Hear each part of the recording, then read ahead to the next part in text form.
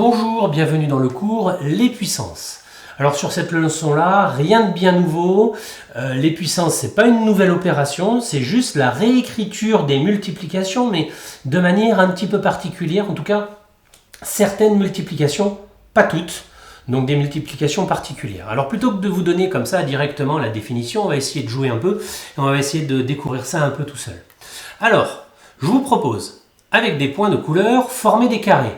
Par exemple, avec 4 points de couleur, ici, j'arrive à former un carré. Vous voyez, les quatre couleurs vertes, ici, les 4 points arrivent à former un carré. Alors que si je prends 6 points, que je mette ici ou que je mette ici, ça me fera un rectangle. Donc avec 6 points, ça ne fonctionne pas. Avec 4 points, j'arrive à faire un carré. Avec 6 points, je ne peux pas.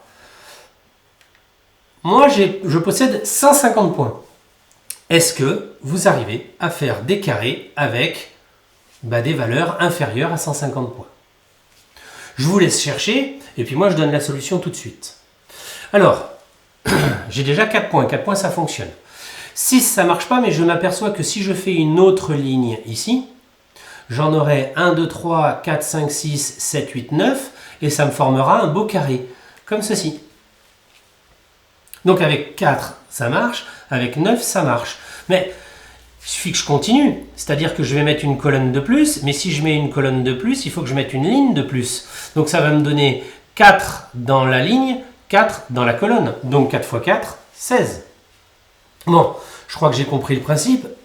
2 x 2, 3 x 3, 4 x 4, je continue. 5 x 5, ça va marcher. 6 x 6, ça va marcher, etc. jusqu'à 12 x 12, 144. Alors pourquoi je m'arrête à 12 x 12? Parce que 13 x 13, ça fait 169. Et que je n'ai que 150 points.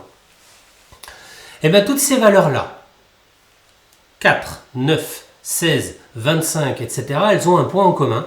C'est qu'elles s'obtiennent par une multiplication de deux facteurs qui sont les mêmes. 4 x 4. 11 x 11, 9 x 9. C'est ce qu'on appelle des carrés parfaits. Donc toutes les valeurs qui sont encadrées ici, c'est ce qu'on appelle des carrés parfaits. Dans les exercices, il faudra être capable de les reconnaître parce que ce sont des valeurs assez remarquables qu'on verra souvent et qu'on utilisera souvent. 64, il faut que ça tilte, c'est un carré parfait. 64, c'est 8 x 8.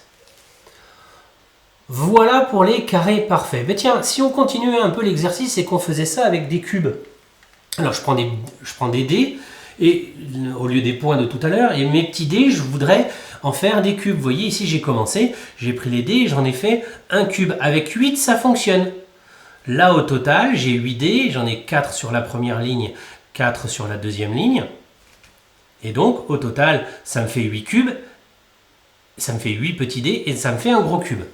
Est-ce que vous êtes capable, avec 150 dés, de faire pareil que tout à l'heure? Je vous laisse quelques secondes pour faire pause, mais moi j'enchaîne tout de suite. En fait, même technique que tout à l'heure, je m'aperçois que c'est 2 ici, fois 2 ici, fois 2 comme ça, 2 fois 2, 4 fois 2, 8. 8 cubes pour notre exemple, ça marche. 3 fois 3, 9 fois 3, 27, ça va marcher aussi pour cette catégorie-là. C'est-à-dire qu'ici, on en aura 3, et dans la largeur, on en aura 3, et dans la hauteur, on en aura 3. Donc ça veut dire qu'au total, on en aura 27. Ça marche aussi là, et en fait, ça monte très vite. Ça monte très vite parce que 5 x 5 x 5, on est déjà à 125. Donc avec 150 dés, 6 x 6, 36 x 6, hop, on explose déjà le record. Donc ça passe plus. Ici, on a trouvé ce qu'on pourrait appeler des cubes parfaits. Oui, parce que 27, ça s'obtient par 3 x 3 x 3. Une multiplication de 3 fois le même facteur. Nouvelle notation, au lieu de dire A fois A, alors ça vient d'où? Ça vient de l'aire du carré, mais au lieu de dire le nombre multiplié par le nombre, on l'écrira plutôt ici avec cette notation-là. C'est-à-dire A avec au-dessus, en exposant, c'est comme ça qu'on dit, en exposant un petit carré, un petit 2. Et on dit A au carré.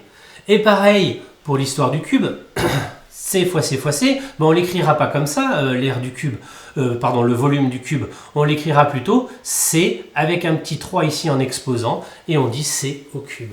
Alors ça ne change absolument rien, ce n'est qu'une nouvelle notation en fait. Ce n'est qu'une nouvelle notation de la multiplication. Il faut juste savoir que derrière, il y a caché une multiplication. Comme dans les calculs suivants. Donc on ne s'affole pas. Voilà, qu'est-ce que c'est que ce truc-là? Ben, ce truc-là, c'est simplement 2 fois 2 fois 2. Qu'est-ce que c'est que ce truc-là? Ben, c'est tout simplement 10 fois 10 fois 10. Alors on est parti. On va commencer, ici je vais commencer par faire ce qu'il y a entre parenthèses, puis en même temps ici je vais faire 2 fois 2 fois 2, 2 fois 2, 4 fois 2, 8, hop, comme ceci. Maintenant, qu'est-ce que c'est que ce truc-là? J'oublie pas, ça c'est 2 fois 2. Hop, 4. J'en ai profité pour faire ici 56 en même temps. Puis ensuite, priorité, je fais d'abord la multiplication, puis la réponse. Ici, ça, c'est 10 fois 10 fois 10, 10 fois 10, 100 fois 10, 1000.